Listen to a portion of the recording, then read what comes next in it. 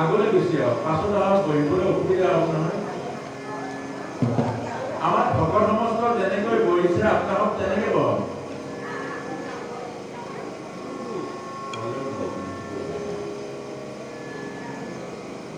আই চাওক, ভকতসকল যেনেকৈ বহিছে আপোনালোক তেনেকৈ বহক, মাজেৰে বাটটো অকণমান আৰু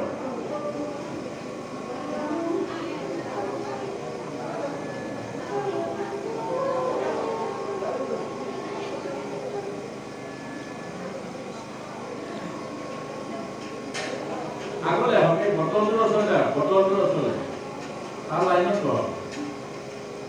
এইফালে মুখ কৰিব। আই আপুনি আগলৈ ইফালে, আপুনি ইফালে আহক। আগলৈ আহক, আগলৈ আহক, আই আগলৈ আহক। হ'ব, হেৰি আগলৈ বহক।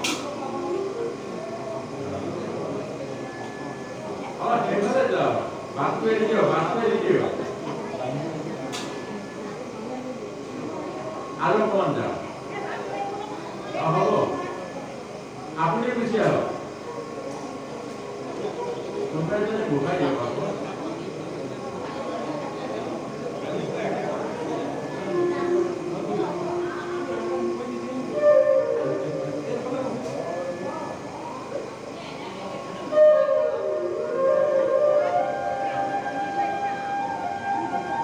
ধুনীয়া হ'ল, এতিয়া দেখিবলৈ ধুনীয়া হৈছে।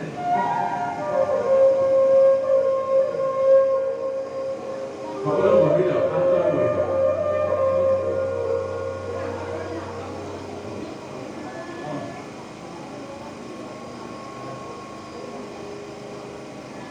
হৈছেনে বাৰু?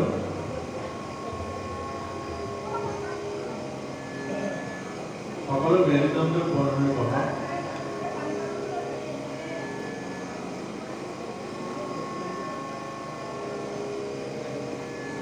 এক মিনিট সময় সকলো মন শান্ত কৰি দিয়ক।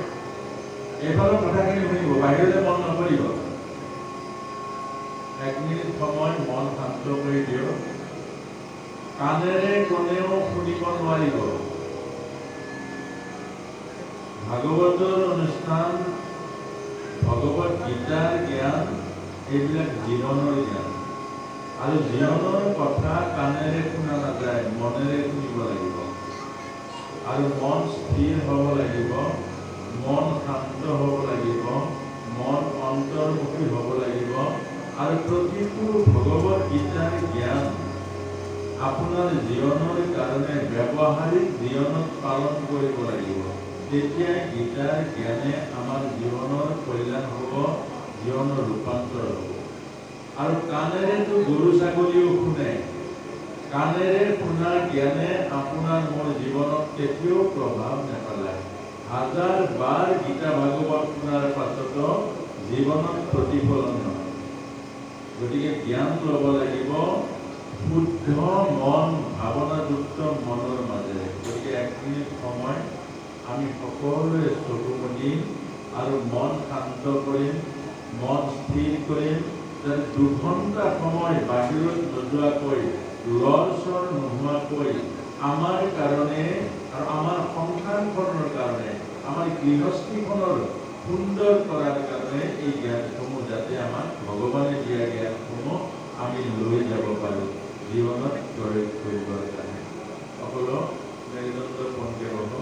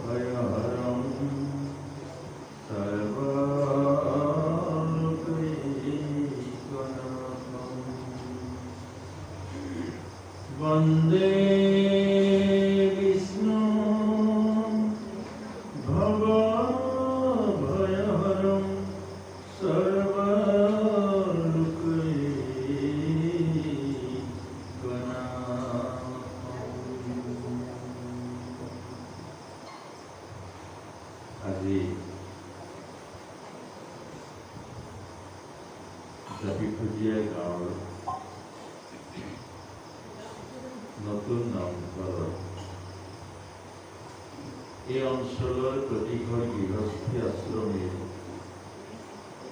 আধ্যাত্মিক সুশান্তি আৰু পৰমাৰ্থিক কল্যাণৰ উদ্দেশ্য কৰি বিশেষকৈ এই অঞ্চলৰ যুৱক যুৱতীসকলৰ ভৱিষ্যত আধ্যাত্মিক জীৱন দৰ্শনৰে এক সুন্দৰ যাত্ৰাৰ বাবে তিনিদিনীয়াকৈ শ্ৰীমদ ভগৱত গীতাৰ তত্ত্ব দৰ্শনৰে মনৰ চিন্তনযুক্ত এই অনুষ্ঠানভাগ অনুষ্ঠিত হৈ আজি দ্বিতীয় দিনৰ দ্বিতীয় খণ্ডত আমি উপনীত হৈছোঁ। সন্তসকলে কৈছে মানৱ জীৱন লাভ কৰাটো অতি দুৰ্লভ। 84 লক্ষজনী অতিক্ৰম কৰি এটা জীৱই মানৱ জনী লাভ কৰে আৰু সেই তাতোকৈ হেনো দুৰ্লভ ভাৰতবৰ্ষত জন্ম হোৱাটো। কাৰণ ভাৰতবৰ্ষ হ'ল এখন দেৱৰ কৰ্মভূমি আৰু ঈশ্বৰৰ লীলা ভূমি। এই ভাৰতবৰ্ষতে ঈশ্বৰৰ জন্ম হৈছে আৰু ঈশ্বৰৰ লীলা কৰিছে আৰু ইয়াক সম্ভৱ কৰিছে মানুহে। আৰু সেইকাৰণে ভাৰতবৰ্ষত জন্ম পোৱাটো দেৱৰ দুৰ্লভ। আৰু তাতকৈ দুৰ্লভ হ'ল সৎসংগ লাভ কৰাটো।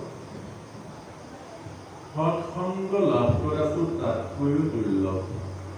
সৎসংগ পোৱাৰ পাছত জীৱনৰ কল্যাণৰ আৰু বাকী নাথাকে।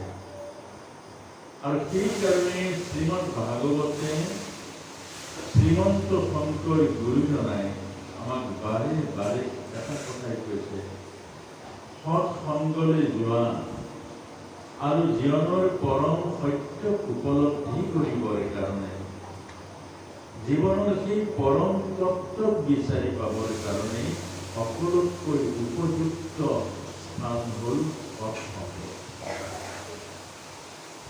এই কথাটো আমাৰ ভাৰতীয় এগৰাকী নাৰীয়ে কৈছিল। লক্ষ্মণৰ পত্নী উৰ্মিলাৰ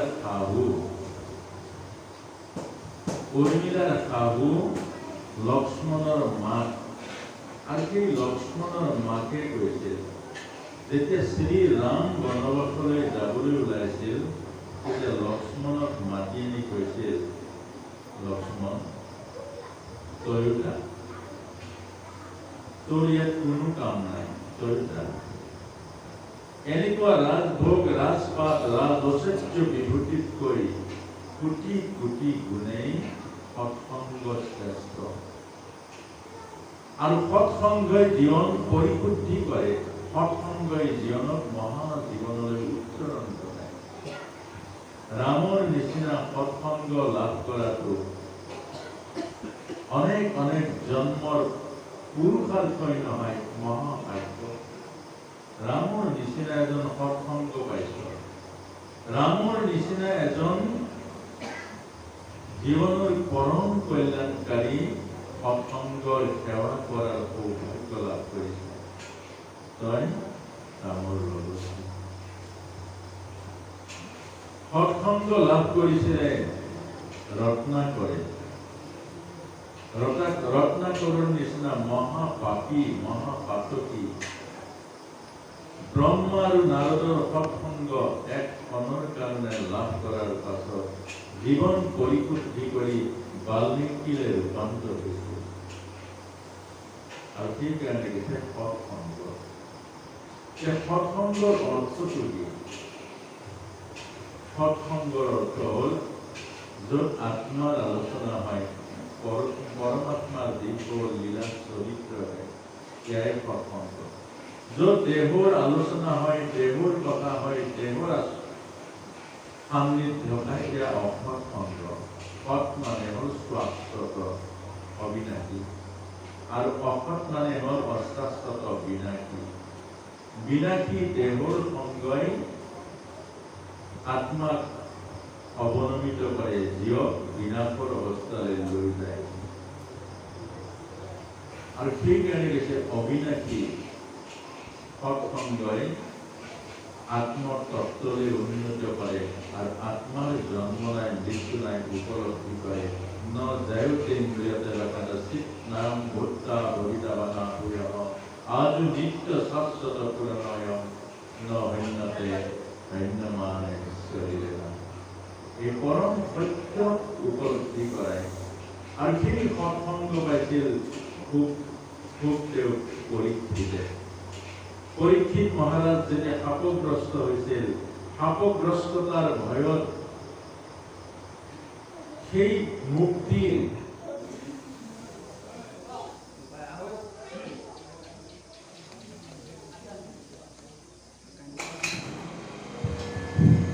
উদ্ধাৰৰ উপায় বিচাৰি পৰীক্ষিত মহাৰাজ আবাথুলি খাইছিল আৰু শেষত সুখদেৱক লগ পালে।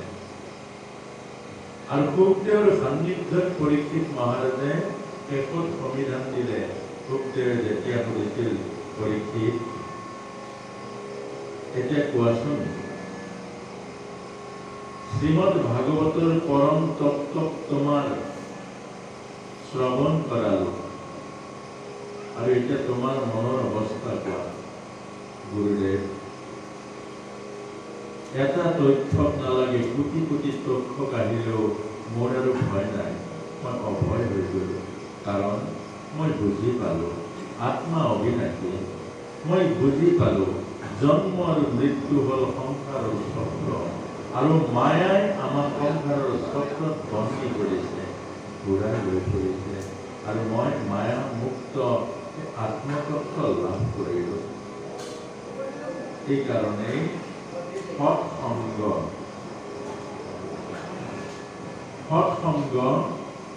সকলোতকৈ উত্তম। আৰু আজি এই মহা সৎসংগত এই যোৱাকালিৰ পৰা আত্মা আৰু পৰমাত্মাৰ আলোচনা হৈছে, আত্মাৰ শুদ্ধিকৰণ আলোচনা হৈছে। আমাৰ বিকাৰবোৰে কেনেকৈ, আমাৰ ইন্দ্ৰিয়ৰ বিকাৰবোৰে আত্মাক কেনেকৈ পদে পদে জীৱনৰ যন্ত্ৰণা ভোগ কৰাইছে, মনৰ বিকৃত ভাৱনাই, বিকৃত কামনাই, বিকৃত চিন্তাই আমাক কেনেকৈ নৰকৰ যাতনা ভোগ কৰাইছে। আমি এই সুন্দৰ মানৱ জীৱন লাভ কৰি সুন্দৰ ঈশ্বৰীয় জীৱন যাপন কৰিব লাগে, আমি সুন্দৰ দেৱত্বৰ গুণেৰে আমাৰ জীৱন বিকশিত কৰিব লাগে। এইবোৰ আমাৰ ইন্দ্ৰিয়সমূহে, আমাৰ বিকৃত মানসিকতাই এইবোৰৰ পৰা আমাক বঞ্চিত কৰি কেনেকৈ আমাক দুখ আৰু কষ্টৰ মাজেৰে আমাক জীৱনৰ জন্ম মৃত্যুৰ চক্ৰৰ মাজত ঘূৰাই লৈ ফুৰাইছে। অৰ্থাৎ এই কথাখিনিয়ে শ্ৰীমদ ভগৱত গীতা অৰ্জুনৰ মাজেৰে আমাক কৈছে।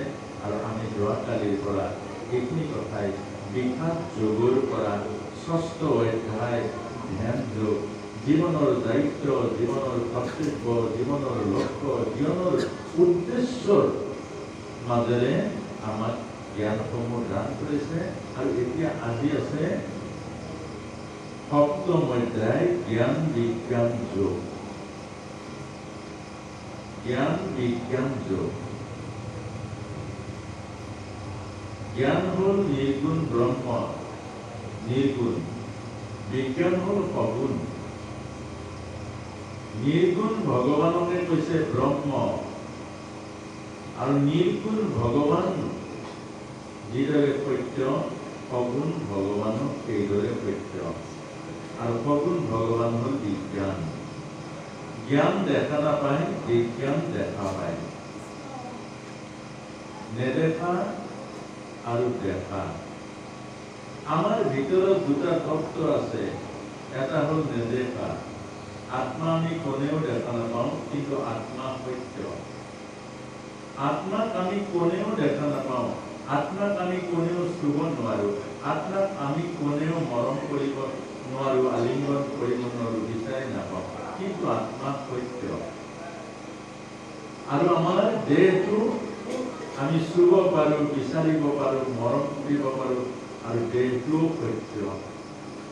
দেহৰূপী লীলা অৱতাৰ হ'ল বিজ্ঞানময় ভগৱানৰ লীলা, আৰু নিৰ্গুণ ব্ৰহ্মৰ শক্তিস্বৰূপ অৰ্থাৎ সমস্ত জগতত যি চালিকা ৰূপে আছে, এয়া হ'ল জ্ঞান। জ্ঞান ৰূপে যিদৰে আছে, বিজ্ঞান ৰূপে কিদৰে আছে। অৰ্থাৎ নিৰ্গুণ ব্ৰহ্ম যিদৰে সত্য, সগুণ ঈশ্বৰো সত্য। কথাখিনি অলপ বুজিবলৈ টান, এইটো দৰ্শনৰ কথা। অৰ্থাৎ ভগৱান কৃষ্ণৰ দ্বন্দ্বৰ গৃহত পালন হৈছিলে, বসুদেৱৰ গৃহত জন্ম হৈছিলে। আৰু ভগৱান কৃষ্ণই কৈছে, মোৰ জন্ম নাই, মোৰ মৃত্যু নাই। মানে জন্ম নোহোৱা আৰু মৃত্যু নোহোৱাজনে জন্মৰ মৃত্যুৰ মাজত কেনেকৈ আহিল? আমিবোৰ যেনেকৈ আহিছোঁ একেটাই। ভগৱান কৃষ্ণক বুজিবলৈ আপোনাক বুজিলেই হ'ল, অনন্তমুনি ব্ৰহ্মাণ্ডক জানিবলৈ আপুনি নিজক জানিলেই হ'ল। এইটোৱে ডাঙৰ তত্ত্ব আৰু ৰহস্য। অৰ্থাৎ ভগৱান কৃষ্ণ যিদৰে জন্ম নহয়, মৃত্যু নহয়, আপুনিও জন্ম নহয়, ময়ো জন্ম হওঁ, আপুনিও মৃত্যু নহয়, ময়ো মৃত্যু নহওঁ। এতিয়া জন্ম মৃত্যু ভগৱান কৃষ্ণ কেলে নহয়? ভগৱান কৃষ্ণ হ'ল প্ৰতিক্ষণতে আত্মভাৱনাত থাকে, আত্মচিন্তাত থাকে। সেইকাৰণে ভগৱান কৃষ্ণ যোগেশ্বৰ। এইখিনি খুব সাৱধানে শুনিব, এইটো দৰ্শনৰ কথা। আৰু এইটো জানিলে, পৰম সত্যক জানিলে, এইটো বোধ হোৱাৰ লগে লগে আৰু জন্ম মৃত্যুৱে আপোনাক কেতিয়াও দুখ আৰু কষ্ট দিব নোৱাৰে। ভগৱান কৃষ্ণ যোগেশ্বৰ, যোগৰ লগত সদা আসক্ত হৈ থাকে বা সদায় সম্পৃক্ত হৈ থাকে, লগত লাগি থাকে। তেওঁ যোগৰ বাদে বিয়োগ নহয়। আৰু আপুনি মই বিয়োগ হৈ থাকো, এইটোৱে হ'ল পাৰ্থক্য। ভগৱান কৃষ্ণই যদিও দেহ লয়, দেহৰ ভাৱনাত নিমজ্জিত হৈ নাথাকে। ভগৱান কৃষ্ণই যদিও দেহ লৈ পৃথিৱীলৈ আহে, তেতিয়া ভগৱান কৃষ্ণ দেহধাৰী প্ৰাণী হৈ নাথাকে, আত্মভাৱনাত আত্মতত্ত্বত স্থিতি হৈ থাকে। কিন্তু আপুনি মই দেহৰ মাজত সোমাই থাকো, দেহৰ ভাৱনাত বন্দী হৈ থাকো, আৰু দেহৰ ভাৱনাকে আমি সৰ্বস্ব বুলি ভাবি লওঁ। এইটোৱে আপোনাৰ মোৰ কাৰণে দুখৰ কাৰণ। আৰু ভগৱান কৃষ্ণ যদি গাহৰিও হয়, তেতিয়াও তেওঁ ভগৱানে হৈ থাকে। ভগৱান কৃষ্ণ যদি বৰাহ ৰূপে অৱতাৰ হয়, তেওঁ সেই ভগৱান হৈ থাকে। আৰু আপুনি মই যিমানেই জন্ম পাওঁ, অৰ্থাৎ চোলাবোৰ পাওঁ, সিমানে আপুনি মই বেলেগ বেলেগ হৈ গৈ থাকো। ভগৱান কৃষ্ণ বেলেগ নহয়, তেওঁ জন্ম পায়। তেওঁ কিমান জন্ম পাইছে, 10 অৱতাৰ দিছে, 64 অৱতাৰ দিছে। তাৰ পাছতো ভাগৱতলৈ অনন্ত কোটি জন্মত ভগৱান লীলা কৰে। যত গোপী তত কৃষ্ণ। 16,000 গোপী 100 কৃষ্ণৰ লগত একেলগে, 16,100 গোপীৰ লগত 16,100 গোপী হৈ কৃষ্ণ হৈ নাচিছে। অৰ্থাৎ ভগৱান দেহত আছে, কিন্তু দেহত নাই। আপুনি মই দেহত আছো, নিজত নাই। এইটোৱে পাৰ্থক্য। অৰ্থাৎ আমি প্ৰত্যেকে হলো আত্মা, এয়া হ'ল জ্ঞান। আৰু বিজ্ঞানময় দেহটো লাভ কৰিলো, এয়া হ'ল অৱতাৰ। আপুনি ময়ো অৱতাৰ হৈছো, অৱতৰণ। অৱতাৰ কেলে হয়? জীৱনৰ এটা এটা উদ্দেশ্য হয়। ঈশ্বৰে যেনেকৈ উদ্দেশ্যত ধৰা ধামলৈ আহিছে, আপুনি ময়ো উদ্দেশ্য লৈ আহিছো। কিন্তু ভগৱানে উদ্দেশ্য নাপাহৰে, আপুনি মই উদ্দেশ্য পাহৰি যাওঁ। এই কথাটোকে ভাগৱতত লিখিছে অজামিল উপাখ্যান। অৰ্থাৎ এটা ভাগৱতৰ দৰ্শন, আপোনাৰ মোৰ জীৱৰ দৰ্শন এটা ভাগৱতত কাহিনী ৰূপে লিখিলে। অজামিল হ'ল জীৱাত্মা, পিতৃ পৰমাত্মাই আমাক পঠিয়ালে সংসাৰলৈ। অৰ্থাৎ ব্ৰাহ্মণ বুলিছে। ব্ৰাহ্মণৰ অৰ্থ হ'ল ব্ৰহ্মতত্ত্বত যিজন উপলব্ধি কৰে, ব্ৰহ্মতত্ত্বত যিজনে একতত্ত্ব হৈ পৰে, এইজনে হ'ল ব্ৰাহ্মণ। ব্ৰহ্মক জানাতি ই এক ব্ৰাহ্মণ বুলি কয়। আৰু সেই অজামিল ৰূপী ব্ৰাহ্মণ সন্তান দিয়ে পিতৃৰূপী পৰমাত্মা, পৰম ব্ৰহ্মই সংসাৰলৈ পঠিয়ালে যজ্ঞ কৰিবলৈ।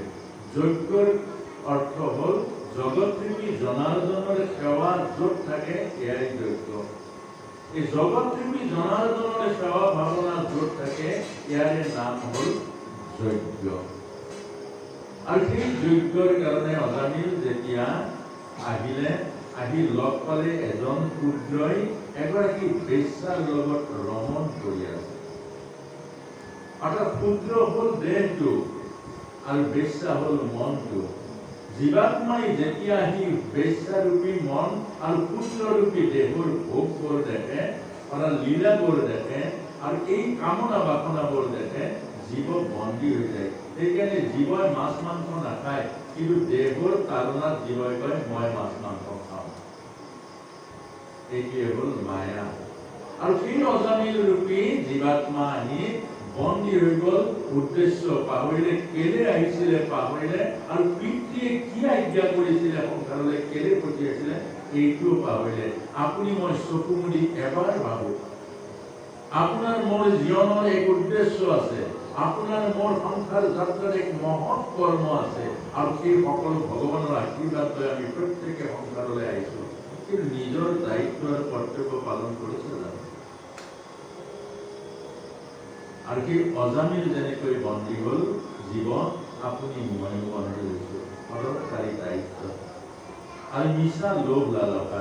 জীৱই একো ভোগ নকৰে, কিন্তু দেহৰ তাৰণা, দেহৰ কামনা আৰু মনমুখী বেশ্যাৰ চলনাত জীৱ বন্দী হৈ যায়। আৰু সেই অজামিল মুকলি হোৱাৰ এটা উপায় কি? এইটোৱে হ'ল বিজ্ঞান, ছুপাৰ চায়েন্স বুলি কৈছে ইয়াক। মুকলি কেনেকৈ হ'ব? এনেদৰে লাগি ধৰিলে, এনেদৰে যেনে কামনা বাসনাত আপুনি মই যেনেকৈ লাগি ধৰিছোঁ, ঠিক সেই জীৱসত্তা অজামিল লাগি ধৰিলে এটা মুকলি কেনেকৈ হ'ব? মুকলি হোৱাৰ একমাত্ৰ উপায় হ'ল সংস্কাৰ শূন্য কৰা। এই সংসাৰৰ যিমানবোৰ আমাৰ সংস্কাৰ আছে, যিমানবোৰ ভাৱনা, যিমানবোৰ আশা, যিমানবোৰ আকাংক্ষা, যিমানবোৰ কামনা আৰু বাসনা আমি গোটাই লৈছোঁ মনৰ মাজত, এইবোৰ শূন্য কৰি দিব লাগে। শূন্য হ'লেহে জীৱন মুক্ত হ'ব, আৰু শূন্য যদি নহয় আশাত বন্দী হয় পুনৰ আকৌ জীৱন পাব। আৰু সেই পুনৰ জনম নোহোৱাকৈ, পুনৰ জুনি যাতনা নোপোৱাৰ কাৰণে আপোনাক মোক এটা কথা কৈছে, অন্তিমত ভগৱত নাম, অন্তিমত প্ৰভুৰ নাম, অন্তিমত প্ৰভুৰ বিশুদ্ধ পবিত্ৰ ভাৱনা যদি আমি সামৰিব পাৰোঁ, তেতিয়া জনম নহয়। সংসাৰী লোকে মৃত্যু বন্ধ কৰিবৰ কাৰণে হাহাকাৰ কৰে, এই ৰাস্তাটোৱে ভুল। মৃত্যু কেতিয়াও বন্ধ কৰিব নোৱাৰে। জাতস্য হি ধ্ৰুৱ মৃত্যু ধ্ৰুৱ জন্ম মৃতস্য, যাৰ জন্ম আছে তাৰ মৃত্যু আছে, ই চিৰন্তন সত্য। হিৰণ্যকশিপুৱে 1000 বছৰ বুঢ়ামুলিৰ ওপৰত ভৰ দি তপস্যা কৰিছে, 1000 বছৰ মৃত্যু বন্ধ কৰিব পাৰিলে জানো? আকৌ কেনেকুৱা বৰ বিচাৰিছে, দিনত নমৰো, ৰাতি নমৰো, আকাশত নমৰো, পাতালত নমৰো, পানীত নমৰো, বামত নমৰো, অস্ত্ৰত নমৰো, শস্ত্ৰত নমৰো, আৰু কৈছে পিতামহ তুমি সৃষ্টি কৰা কোনো প্ৰাণীৰ হাতত নমৰো। ব্ৰহ্মাই ক'লে অৰ্থাৎ জন্মিছত যেতিয়া মৰি দিয়ে, যে সত্য কেতিয়াও সত্য অসত্য হৈ নপৰে, আৰু সৃষ্টিৰ নিয়ম কেতিয়াও কোনো শক্তিয়ে নষ্ট কৰিব নোৱাৰে। আৰু সেইকাৰণে হিৰণ্যকশিপু মৰি থাকিলে, কাৰণ জন্ম হ'লে মৰিব। এতিয়া আপোনাক মোক কৈছে জন্ম নহ'ব, তেতিয়া নমৰে। জন্ম নহ'বলৈ হ'লে সংস্কাৰ থাকিব নালাগিব।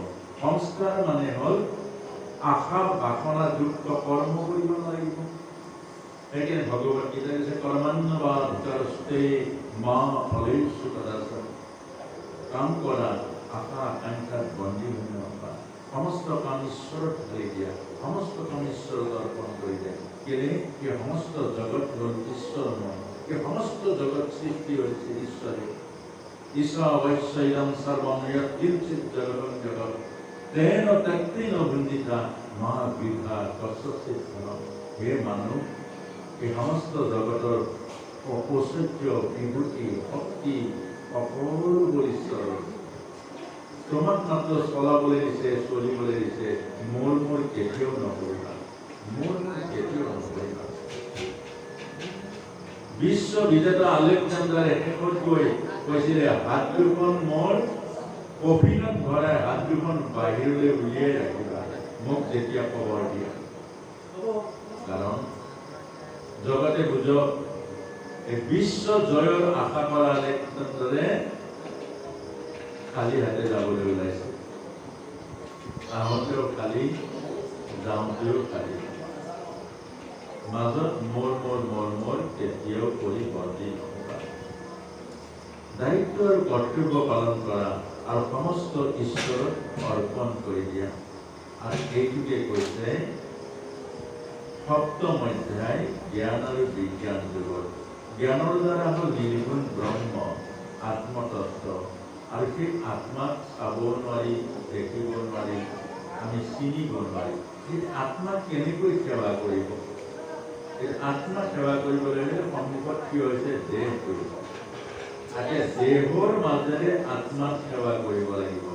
অৰ্থাৎ এই দেহৰ মাজত থকা আত্মাক মৰম কৰিব লাগিব, দেহৰ মাজত থকা আত্মাৰ লগত সম্পৰ্ক কৰিব লাগিব, দেহৰ মাজত থকা আত্মাক চিনি পাব লাগিব, আৰু দেহৰ মাজত থকা আত্মাক প্ৰেম আদান প্ৰদান কৰিব লাগিব।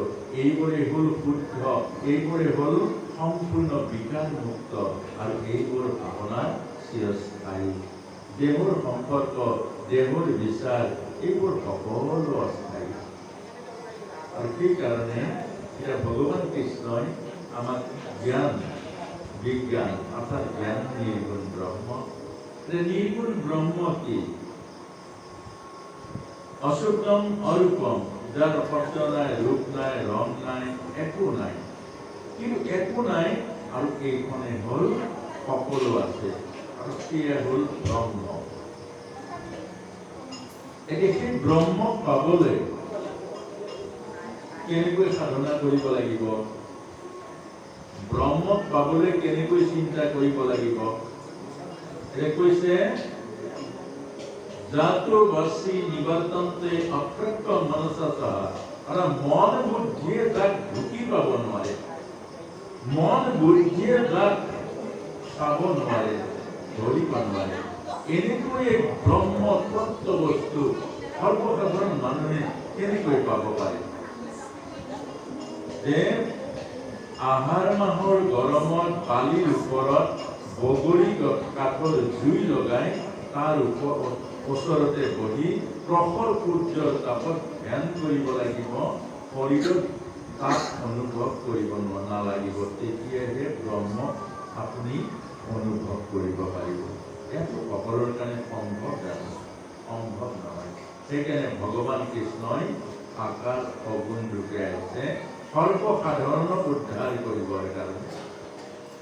আগত আছিলে ভগৱান কৃষ্ণ আবিৰ্ভাৱৰ আগত আছিলে নিৰ্গুণ ব্ৰহ্মৰ চিন্তা, আৰু সেই নিৰ্গুণ ব্ৰহ্ম সাধনা কৰিছিলে মহৎ মহৎ যোগীসকলে, মহৎ মহৎ ধ্যানীসকলে, মহৎ মহৎ সাধকসকলে। ই সৰ্বসাধাৰণৰ কাৰণে ই সামৰ্থ্যৰ বাহিৰত আছিলে, আৰু সেইকাৰণে ভগৱান কৃষ্ণই সগুণ আকাৰ ৰূপে দৈৱকীৰ গৰ্ভত বসুদেৱৰ মাজেৰে আৰু নন্দৰ গৃহত লীলা অৱতাৰ কৰি ভকতক ভাৱনা ঈশ্বৰময় কৰিবৰ কাৰণে আৰু পাশৱিকতা অসুৰসকলক মাৰিবৰ কাৰণে। এতিয়া আপোনালোকে হয়তো ভাবিছে এই অসুৰ মাৰিবৰ কাৰণে ক'ত মাৰিছিলে? অসুৰ অসুৰ বাহিৰত নাই, আমাৰ ভিতৰত আছে, আমাৰ ভিতৰত আছে অসুৰ। ভগৱান কৃষ্ণই প্ৰথম কাক মাৰিছিলে? পুতনা। পুতনা মানে কি? সংসাৰৰ মায়াটোৱে হ'ল পুতনা, আৰু সংসাৰৰ মায়াটোৱে আপোনাক মোক বিষ খুৱাই আছে। বিষটো কোনে দিয়ে? মায়াই বিষ দিয়ে। আপুনি পুত্ৰক যিমান ভাল পায় সেই পুত্ৰই আপোনাক বিষ দিব। সেইকাৰণে আমাক কৈছে দায়িত্ব কৰ্তব্য পালন কৰা অতি ভাল নাপাবা, যাক অতি ভাল পায় সি অতি দুখ দিয়ে। দায়িত্ব আৰু কৰ্তব্য মাত্ৰ পালন কৰিবলৈ দিছে। প্ৰাণ দি সংসাৰৰ কোনো বস্তুক ভাল পাবলৈ মানা কৰিছে। প্ৰাণ দি সংসাৰৰ কোনো বস্তুক ভাল নাপাব। যিয়ে প্ৰাণ দি সংসাৰৰ বস্তুক ভাল পায় সি ঠগ খাব আৰু এদিন চকু পানী ফুটিব লাগিব। সংসাৰৰ কোনো বস্তু একে নাথাকে। আপুনি শিশুটোক যে ভাল পাইছে, প্ৰাণ দি ভাল নাপাব, কেলে সি শিশুটো নাথাকে সদায়, এদিন যৌৱন পাব। আৰু সেই যৌৱন পোৱা ডেকা শিশুটোক আপুনি প্ৰাণ দি ভাল নাপাব, কেলে সেই যৌৱনো নাথাকে আৰু আপোনাৰ বুকুৰ মাজতো নাথাকে। সি এদিন বিবাহ কৰি তাৰ এদিন পত্নী আহিব, আপোনাৰ বুকুৰ মাজৰ পৰা সেই পত্নীৰ বুকুৰ মাজলৈ যাব। আৰু তাৰ পাছতো আমি বেছি আপুনি আশা নকৰিব, কেলে নকৰিব? তাৰ এদিন এখন সংসাৰ হ'ব, সেই সংসাৰৰ জোৰা মাৰিবলৈ পাব। অৰ্থাৎ আপুনি আগতে মাতাৰ লগে লগে দৌৰ মাৰি আহিছিলে, আৰু সি এদিন আপুনি মতাৰ লগে লগে আহিব নোৱাৰে। ল'ৰাৰ পৰীক্ষা আছে, ছোৱালীৰ ইণ্টাৰভিউ আছে। সেইকাৰণে কৈছে প্ৰাণ দি একো বস্তু ভাল এইকাৰণে নাপাব, প্ৰতিটো সংসাৰৰ বস্তু পৰিৱৰ্তন হৈ যায়, ৰূপান্তৰ হৈ যায়। প্ৰাণ দি ভাল পাব আত্মাৰূপী পৰমাত্মা, কি ৰূপান্তৰ নহয়। আত্মাৰূপী পৰমাত্মা প্ৰাণ দি ভাল পাব, ই কেতিয়াও পৰিৱৰ্তন হৈ নাযায়। আৰু আপোনাৰ মোৰ আত্মা আছে কাৰণে ভাল পাইছো।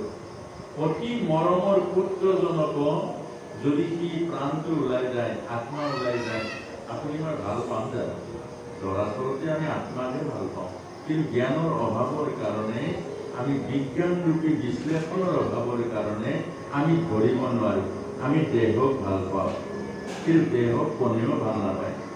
প্ৰাণ ওলাই যোৱাৰ পাছত দেহক জানো কোনোবাই ভাল পায়? পুত্ৰ শত্ৰু হৈ যায়, স্বামী শত্ৰু হৈ যায়, ভয়ৰ কাৰণ হৈ যায়। এইকাৰণে কৈছে জ্ঞান হ'ল নিৰ্মল, নহি জ্ঞানেন সদৃষ্টম পবিত্ৰম ইহ বিদ্যতে। জ্ঞানতকৈ পবিত্ৰ নিৰ্মল একো বস্তু নাই। আৰু সেই জ্ঞান কি? আধ্যাত্মিক জ্ঞান। সেইকাৰণে জ্ঞানেই হ'ল সুদৰ্শন চক্ৰ। সুদৰ্শন য'ত লাগিলে চতুৰ্ভুজ হৈ গ'ল। মানে কি? আমি এতিয়া দুই ভুজ, মানে দেহত সোমাই আছো কাৰণে দুই ভুজ, আৰু জীৱ হ'ল চতুৰ্ভুজ। সুদৰ্শনে যেতিয়া দেহৰূপী অবিদ্যাৰ পৰা আপোনাক মোক মুক্ত কৰি দিব, আত্মতত্ত্বক বোধ কৰাই দিব, আত্মতত্ত্বত আমাক যেতিয়া চিন্তন আনি দিব, আত্মতত্ত্বত স্থিতি কৰাই দিব, তেতিয়া আপুনি মই প্ৰত্যেকেই চতুৰ্ভুজ। বৈকুণ্ঠত চতুৰ্ভুজ কেলে? সংসাৰত দুভুজ কেলে? অৰ্থাৎ বৈকুণ্ঠত হ'ল জীৱ, অৰ্থাৎ আত্মা বৈকুণ্ঠত থাকে, আত্মতত্ত্বই হ'ল চতুৰ্ভুজ। সেইকাৰণে এই পৰম সত্যক জানিবলৈ আমাক নিৰ্মল জ্ঞান লাগিব। সংসাৰৰ জ্ঞান বৰ নিৰ্মল নহয়। সংসাৰৰ প্ৰতিটো জ্ঞানেই হ'ল মলিযুক্ত।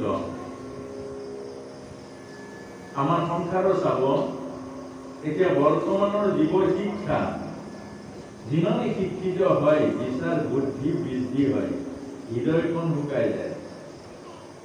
যিমানে বুদ্ধি শিক্ষাৰ শিক্ষিত হয় এজন মানুহ, তেওঁ বিবেক বুদ্ধিৰ প্ৰখৰতা বাঢ়ে, কিন্তু হৃদয়খন কমি কমি যায়। অলপ অনুভৱ কৰক, কেলে? এই বুদ্ধি শিক্ষাত আধ্যাত্মিকতা নাথাকে। বুদ্ধি শিক্ষাত আধ্যাত্মিকতা নাথাকে। এই কাৰণেই বৌদ্ধিক শিক্ষাৰ জগতৰ লগত আমি আধ্যাত্মিক শিক্ষাটো যদি সমান পেৰেলেল কৰি নিব পাৰোঁ, তেতিয়া দেখিব আমাৰ সমাজখন সুন্দৰ হ'ব। আপোনাৰ ল'ৰাটোক আপুনি বৌদ্ধিক শিক্ষা জগতৰ কাৰণে ইমান জোৰ দি আগুৱাই দিছে, সি ক'ৰবাত আধ্যাত্মিক জীৱনৰ শিক্ষা এৰি থৈ আহিলে। আৰু জীৱনৰ জ্ঞানবোৰ সি যেতিয়া এৰিলে, জীৱনৰ সাধনাবোৰ যেতিয়া এৰি থৈ আহিলে, হৃদয়ৰ যিবিলাক নেকি প্ৰেম, কৰুণা, দয়া, এইবোৰ এৰি থৈ আহিলে, শ্ৰদ্ধা, ভক্তি, ভাল পোৱা, আৰু সি হৃদয় শূন্য এখন জীৱনৰ মাজত কেতিয়াও অনুভৱ কৰিব নোৱাৰিব। সেইকাৰণে আমাক জ্ঞান আৰু বিজ্ঞান ৰূপে এই কথাখিনি আমাক কৈছে। এতিয়া বিজ্ঞান, আমাৰ দুটা বিজ্ঞান আছে। এক হ'ল জড় বিজ্ঞান। জড় বিজ্ঞানৰ অৰ্থ হ'ল পদাৰ্থৰ ওপৰত গৱেষণা কৰি পদাৰ্থবিলাককে ইফাল সিফাল কৰি জড় বিজ্ঞানে চমক সৃষ্টি কৰে। ধৰি লওক গুৰি ময়দা আছিলে, ময়দাৰে পানীত সানি লাড়ু বনালে, লাড়ু বনাই বেলি তেলত দি দিলে, ফুলি গ'ল। এতিয়া নেদেখা মানুহ এজনে ভাবিব কি গুৰিটো কেনেকৈ এইখন সিধা হৈ গ'ল। সেইকাৰণে আমাৰ কোৱা কেতিয়াবা শুনো, আগত বোলে কোনোবা গাঁৱৰ মানুহে এই কচুটো দেখি এইটো গোটাও নাই চোটাও নাই, ভিতৰত এই মছলাটো কেনেকৈ সোমালে। অৰ্থাৎ এই জড় বিজ্ঞানটো সেই পদাৰ্থ, কিন্তু পদাৰ্থ কেতিয়াও নষ্ট নহয়। যে আমাৰ যিটো পঞ্চভূতৰ শৰীৰ বা এইবিলাক যি জড় পদাৰ্থ, চুটি ওপৰ তেজ, মৰম, মাটি, পানী, আকাশ, বায়ু, এইবিলাক কেতিয়াও নষ্ট নহয়। ই ৰূপান্তৰ হৈ যায়, ৰূপান্তৰ, পৰিৱৰ্তন হৈ যায়। পানী গৰম কৰক, ই ভাপ হৈ যাব, আৰু পানী ঠাণ্ডা কৰক, বৰফ হৈ যাব। কল আপুনি গেছ দি পকাই দিয়ক, পকি যাব।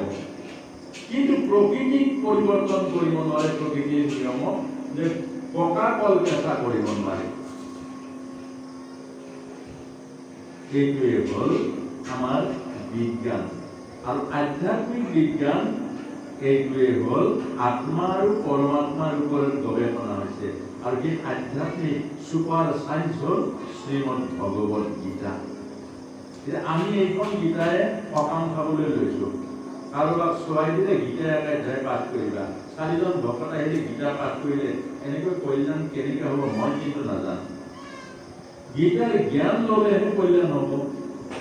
কোনোবা বয়সস্থ কেইজন মানে আমাৰ ঘৰে ঘৰে গীতা পাঠ কৰিছে আৰু ঘৰখনৰ মংগল হ'ব, এনেকৈ মংগল হ'ব। আৰু যদি মংগল হয়, আপুনি প্ৰতিদিন গধূলি গধূলি আপুনি ঘৰত ল'ৰা ছোৱালীকেইটা ওচৰত বহাই এবাৰ গীতা পাঠ কৰক, আপুনি নিজে কৰক, মংগল হ'ব আৰু অমংগল দূৰ হ'ব। এইটো কিন্তু মই জানো। কিন্তু বছৰৰ মূৰত কোনোবা 4জন ভকতক মাতি আনি যদি আপুনি গীতা পাঠ কৰে, তাত অমংগল হ'ব। কেনেকৈ অমংগল হ'ব? এই ভকত 4জনে গীতা পাঠ কৰিব, আপুনি খিটিং খাটাংকৈ কৰবাত থাকিব আৰু টিভি লগাব আৰু মাতিলেও নাহিব, আপুনি আমনি কৰি দিব। ভকতসকলে মাজতে কোনোবা যদি শ্ৰদ্ধাৰ হৈছিল বেয়া পায়, এইবিলাক ঘৰত আহিবই নাপায় বোলে, শ্ৰদ্ধা আৰু ভক্তি নাই, অভিশাপ আহিলে আপোনালৈ। গতিকে এই কথাটোৱেই হ'ল যে ভগৱত গীতাৰ জ্ঞান সোমাই আছে আৰু জ্ঞানৰ দ্বাৰাহে শ্ৰদ্ধা আৰু ভক্তি হ'ব। য'ত জ্ঞান নাই, আপুনি গীতাই নে কিতাপে নে গীতাখনত কি আছে একো নাজানে, তেতিয়াহ'লে ভক্তি কেনেকৈ হ'ব? জ্ঞান, বৈৰাগ্য আৰু ভক্তি এই 3টা বস্তু য'ত লগ লাগিব, তাতেই জীৱনৰ মুক্তিৰ দুৱাৰ খোল খাব। কিন্তু জ্ঞান নাই, দেখাত দেখি আজিকালি সেৱা কৰিছে, তাত জানো ভক্তিটো আহিব? কেতিয়াও নাহিব। সেইকাৰণে আমাৰ 7ম অধ্যায়ত ভগৱান কৃষ্ণই কৈছে যে অৰ্জুন, জ্ঞানে নিৰ্মল কৰে, জ্ঞানে বিচাৰ বুদ্ধিক প্ৰখৰ কৰে আৰু জ্ঞানে বিচাৰ বুদ্ধিক পৰিষ্কাৰ কৰে। আৰু বিজ্ঞানে হৃদয়ৰ পবিত্ৰতা আনে, বিজ্ঞানে হৃদয়ৰ শ্ৰদ্ধা আৰু ভক্তি বঢ়ায়। আৰু জ্ঞানৰ দ্বাৰা জানি বিজ্ঞানৰূপী হৃদয়ৰ শ্ৰদ্ধা ভক্তি ঢালি দিয়া আৰু এবাৰ সেৱা কৰিলে জন সফল হৈ যাব। আৰু তেতিয়াই দেখিবা তুমি পিতৃ মাতৃ দেখা ভগৱান। অৰ্থাৎ বিজ্ঞান হ'ল পিতৃ মাতৃ দেখা ভগৱান, জ্ঞান হ'ল বিচাৰ কৰা যে পিতৃ কি মাতৃ কি। এতিয়া আমাৰ ডেকাসকলে পিতৃ আৰু মাতৃ মানে কি বুলি ভাবে? আজিৰ ডেকাসকলে প্ৰায় সকলে পিতৃ মাতৃ মানে হ'ল কি, মোক লাগিলে টকা দিয়া আৰু মাতৃৰ অৰ্থ হ'ল যেতিয়া ভাত খুজিলে ভাত দিয়া, চাহ খুজিলে চাহ দিয়া। আৰু এইটো নহয়। পিতৃ মাতৃ হ'ল দেখা ভগৱান।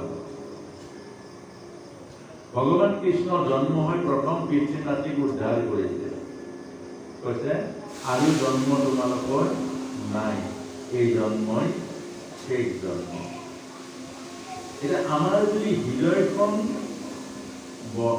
বিকাশ হ'বলৈ হ'লে তেতিয়াহ'লে আপোনাৰ ভক্তি হ'ব লাগিব। হৃদয়খন যদি বিকাশ, অৰ্থাৎ হৃদয়খনতহে ভক্তি হ'ব। ভক্তিৰ ক্ষেত্ৰত হৃদয়, হৃদয় বিকাশ হ'বলৈ ভক্তি হ'ব লাগিব। আৰু ভক্তি হ'বলৈ হ'লে প্ৰথম অখৰা কৰিব লাগিব, তৎক্ষণাত ভক্তি হৈ নাযায়। অখৰা কৰিব লাগিব। অখৰা কৰিবলৈ হ'লে প্ৰথম নেদেখা ভগৱানক নিবিচাৰি দেখা ভগৱান পিতা মাতাক সেৱা কৰিব লাগিব, শ্ৰদ্ধা কৰিব লাগিব, ভক্তি কৰিব। নিৰ্গুণ ভগৱান, অৰ্থাৎ জ্ঞান হ'ল ভগৱান নিৰ্গুণ। এতিয়া সগুণ ভগৱান পিতা মাতা, এইটোৱে ভগৱত গীতাত বুজাইছে। দেখা পোৱা ভগৱানক বাদ দি নেদেখা ভগৱানক বিচাৰি যোৱাটো বিড়ম্বনা। দেখা পিতৃ মাতৃ বাদ দি নেদেখা পিতৃ মাতৃ ভগৱানক বিচাৰি যোৱাটো বিড়ম্বনা। এতিয়া বহু সন্তানে হয়তো ডেকাসকলে প্ৰশ্ন কৰিব, পিতৃ মাতৃ কেনেকৈ ভগৱান? মাতৃয়ে 10 মাহ 10 দিন গৰ্ভত ধাৰণ কৰে। আৰু এই 10 মাহ 10 দিন ধাৰণ কৰাৰ পাছত জনম দিয়াৰ পাছত 20টা মূত্ৰ ধুই ডাঙৰ দীঘল কৰে। আৰু যদি ঠাণ্ডাৰ দিনত জন্ম পাইছে, ৰাতি পুহ মাহত যদি জন্ম পাইছে, 4-5 বাৰ মান প্ৰস্ৰাৱ কৰিব বিচনাত। আৰু মাকে কেঁচুৱাটো বুকুৰ ওপৰত উঠাই লৈ মাকে সেই মানে প্ৰস্ৰাৱৰ ওপৰত গোটেই পুহ মাহৰ ৰাতিটো পাৰ কৰি এয়াই হ'ল মা, এয়াই মা। যিজনী মায়ে গোটেই ৰাতিটো প্ৰস্ৰাৱৰ ওপৰত শুই আপোনাক বুকুৰ মাজত সোমাই লৈ, বুকুৰ উমত সোমাই লৈ আপোনাক পালন কৰা, এইজনীয়ে হ'ল মা।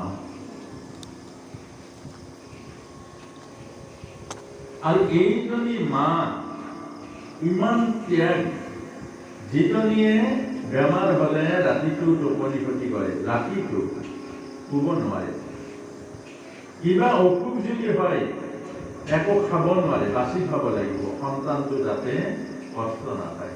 থিয়েটাৰ চাব নোৱাৰে, চিনেমা চাব নোৱাৰে, কৰবালৈ যাব নোৱাৰে, কোনাটো ডাঙৰ নোহোৱালৈকে কিমান ত্যাগ কৰিব লাগে। এইজনী মাৰ ত্যাগ যিজন পুত্ৰই দেখা নাপায়, এইজনী মাৰ ত্যাগ যিজন পুত্ৰই দেখা নাপায়, সেইজন পুত্ৰই ঈশ্বৰক দেখা পাব জানো? চকুৰ আগত দেখি থকা মাৰ ত্যাগ, মাৰ যিটো পবিত্ৰ প্ৰেম, শ্ৰদ্ধা, ভক্তি, ভালপোৱা, মৰম, এইবোৰ যিজন পুত্ৰই দেখা নাপায়, সেইজন পুত্ৰই ঈশ্বৰক বিচাৰি যোৱাটো বিড়ম্বনা। পিতৃ ভগৱান কেলে? জীৱনৰ সমস্ত পুৰুষাৰ্থ কৰি ঘটা এক পইচাৰ পৰা, অকণ অকণ সম্পত্তিৰ পৰা এইবোৰ ঘটি, এইবোৰ সংৰক্ষণ কৰি পুত্ৰৰ কাৰণে শয়নে সপোনে চিন্তা কৰি, পুত্ৰৰ কাৰণে কিমান জাগাত শৰাই দি, কিমানৰ ওচৰত চোৱাই যে মোৰ ল'ৰাটোৰ যাতে ভৱিষ্যত ভাল হয়, ইমান চিন্তা কৰাৰ জন, ইমান পুৰুষাৰ্থেৰে ধন ঘটি আপোনাৰ হাতত অকপতে দি যোৱাজন, ইমান কষ্টেৰে আপোনাৰ জীৱনৰ বিকাশ কৰাজন যদি ভগৱান নহয় আৰু নেদেখা ভগৱানজনক আপুনি কেতিয়াও ভগৱান দেখা নাপায়। এইটোৱে হ'ল বিজ্ঞান। দেখা জগতখনক মৰম কৰিব, দেখা জগতখনে আপোনাৰ মোৰ জীৱন দিছে, প্ৰতিজোপা গছেই অক্সিজেন দিছে। তুলসী পূজা কিয় কৰে? অৰ্থাৎ যোৱাকালিও কৈছোঁ, গুণত পূজা, 24 ঘণ্টাই তুলসী অক্সিজেন দিয়ে। আপুনি জীয়াই থকাৰ মহাসম্পদ, জীয়াই থকাৰ মহান যিটো অক্সিজেন, সেইটো তুলসীয়ে দিয়ে, 24 ঘণ্টাই দিয়ে। সেইকাৰণে তুলসী মৰ্যাদা পাইছে ভগৱানৰ পত্নী ৰূপে। আৰু সেইকাৰণে তুলসীক ঘৰৰ সন্মুখত ৰুব লাগে। আহঁত গছে অধিক অক্সিজেন দিয়ে, এনাৰ্জি অধিক খায়, সেইকাৰণে আহঁত গছত সূতা মেৰিয়ায়। আহঁত গছত সূতা মেৰিয়ালে আয়ুস বাঢ়ে। অৰ্থাৎ এইবোৰ এটা বিজ্ঞান দৰ্শন যুক্ত আমাৰ ভাৰতীয় সভ্যতা সংস্কৃতি দিয়া আমাৰ জীৱনৰ এটা উত্তৰণৰ, জীৱনৰ এটা কল্যাণৰ সাধন। এইবোৰ আমি এৰি দিলোঁ। এটা কাহিনী মনত পৰিছে। এজন ল'ৰা আছিলে, আৰু এটা মন্দিৰ এতিয়াও আছে গুজৰাটৰ ফালে, বিশাল ভগৱান আছে এই মন্দিৰত। এই বিশাল ভগৱানৰ মন্দিৰত ইমান মহিমা আছে, গোটেই বিশ্বৰ মানুহে তালৈ যায় আৰু তাক কিবা খোজে আৰু ভগৱানে দিয়ে। আৰু সেই বিশাল ভগৱানৰ সেই মন্দিৰৰ ওচৰতে ল'ৰা এটা আছিলে, নাম হ'ল কুণ্ডলী। আৰু সেই কুণ্ডলীকে ভগৱানৰ ওচৰত কাহানিও যোৱা নাই, মন্দিৰলৈ কাহানিও যোৱা নাই। কুণ্ডলীকৰ ইমান দৰিদ্ৰতা, ইমান কষ্ট, তথাপিও ভগৱানৰ মন্দিৰলৈ নাই যোৱা। কুণ্ডলীকৰ মাক আৰু দেউতাক আছে, বৃদ্ধ, আৰু কুণ্ডলীকে সেই মাক আৰু দেউতাককে ভগৱান ৰূপে শ্ৰদ্ধা ভক্তি আৰু ভাৱনাৰে সেৱা আৰু সৎকাৰ কৰে। এয়াই হ'ল পূজা। এদিন ভগৱান বিশাল ভগৱান কুণ্ডলিকৰ ঘৰলৈ গ'ল। সঁচা ঘটনা। আৰু কুণ্ডলিকৰ ঘৰলৈ গৈ যেতিয়া দুৱাৰ মুখ পালে, কুণ্ডলীৰ ভিতৰত আছে, বাহিৰৰ পৰা ভগৱানে মাতিলে, কুণ্ডলী। কুণ্ডলীকে ক'লে যে কোন আহিছে খন্তেক এই ইটা চপৰাতে ৰখ, মই প্ৰভু ভগৱানৰ সেৱা কৰি আছো আৰু ভগৱানৰ সেৱা সমাপ্ত হ'লে মই আপোনাৰ ওচৰলৈ যাব পাৰিম। ভঙা চপৰা ইটা দলি মাৰি দিলে আৰু বিশাল ভগৱানকে ইটা চপৰাতে থিয় হ'ল।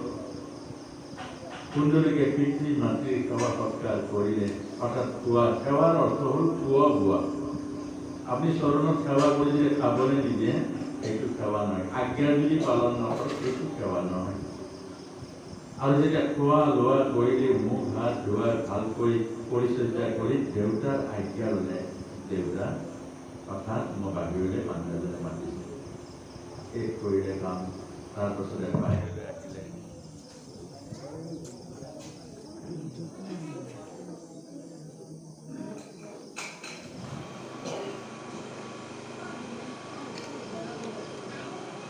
বাহিৰলৈ আহি দেখিলে ভগৱান থিয় হৈ আছে। প্ৰভু, কুণ্ডলী, কথা এটালৈ আহিলো। বোলে কেলে? যে তোৰ ইমান দৰিদ্ৰতা, তোৰ ইমান কষ্ট, আৰু মোৰ ওচৰলৈ কিমান দূৰণিৰ পৰা ভক্তসকল আহে, মোক কিবা কিবা খোজে আৰু মই দিওঁ। তই মোৰ ওচৰলৈ কেলে নাযাওঁ? তই মোৰ ওচৰলৈ কেলে যোৱা নাই? তোৰ ইমান দৰিদ্ৰতা, ইমান দুখ কষ্টত আছ। প্ৰভু, মোৰ প্ৰয়োজন হোৱা নাই।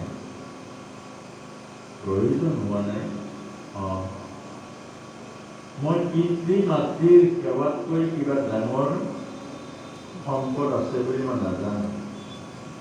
যি পুত্ৰই পিতৃ মাতৃৰ সেৱা কৰিব পাৰিছে, তাতকৈ আৰু কিবা ডাঙৰ সম্পদ, তাতকৈ আৰু ডাঙৰ ভাগ্য কিবা কোনোবাই দিব পাৰিব বুলি মই নাজানো।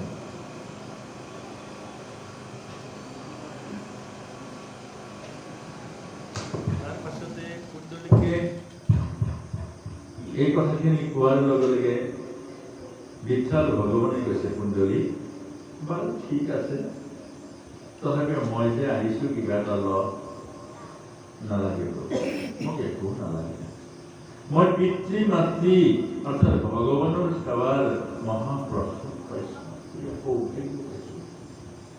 কোটি কোটি জন্মত সন্তানে পিতৃ মাতৃৰ সেৱা কৰাৰ সৌভাগ্য কৰি নাপায়। পিতৃ মাতৃৰ সেৱা কৰাৰ সৌভাগ্য কোটি কোটি সন্তানে ভাগ্যত কেতিয়াও নঘটে।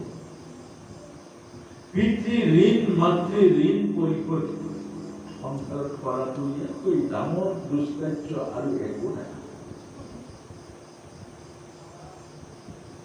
আৰু মই আজি সেই সৌভাগ্য লাভ কৰিছো, আৰু মোক প্ৰভু একো নালাগে। নহয় কুণ্ডলী, কিমান জালক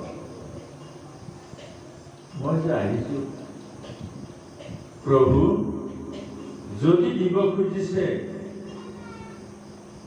তেতিয়াহ'লে মোক এইটোকে দিয়ক। এই ভগা ইটা চপৰাত আপুনি যিদৰে থিয় হৈ আছে, চুপ চুপ আপুনি এনেকৈ থিয় হৈ থাকক। ভাৰতবৰ্ষৰ পুত্ৰসকলে দেখা পাওক পিতৃ ভক্তিয়ে কেনেকৈ ভগৱানক দুৱাৰ দলিলে লৈ আনে।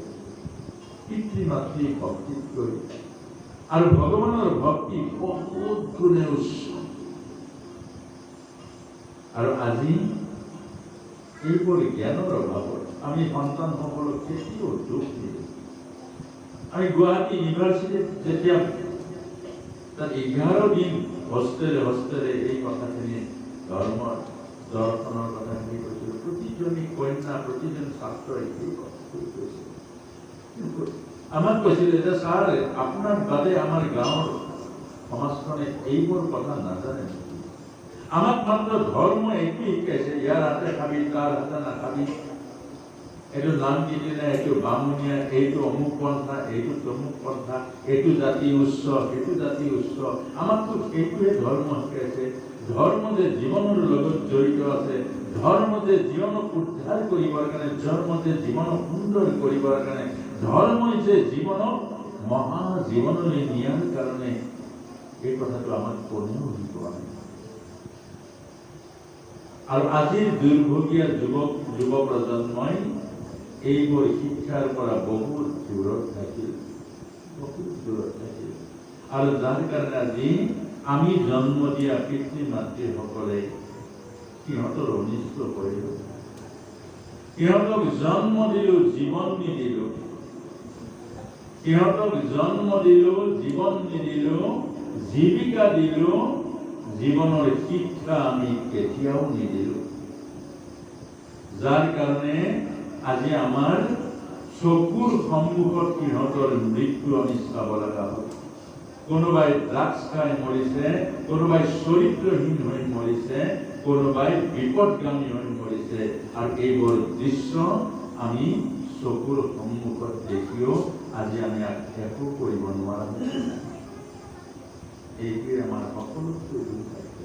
কিন্তু আমাৰ সম্পদ আছিলে এই ভগৱত গীতাৰ মাজেৰে, শ্ৰীমদ ভাগৱতৰ মাজেৰে যিবোৰ আমাক জ্ঞান দিছে, যিবোৰ পৰিশুদ্ধি কৰা, জীৱনক পৰিশুদ্ধি কৰা, পৰিমাৰ্জন কৰা আৰু জীৱনক আমি শুদ্ধ কৰি উদ্ধাৰ কৰা, এইবোৰ জ্ঞান আমাক আছিলে, দিছিলে।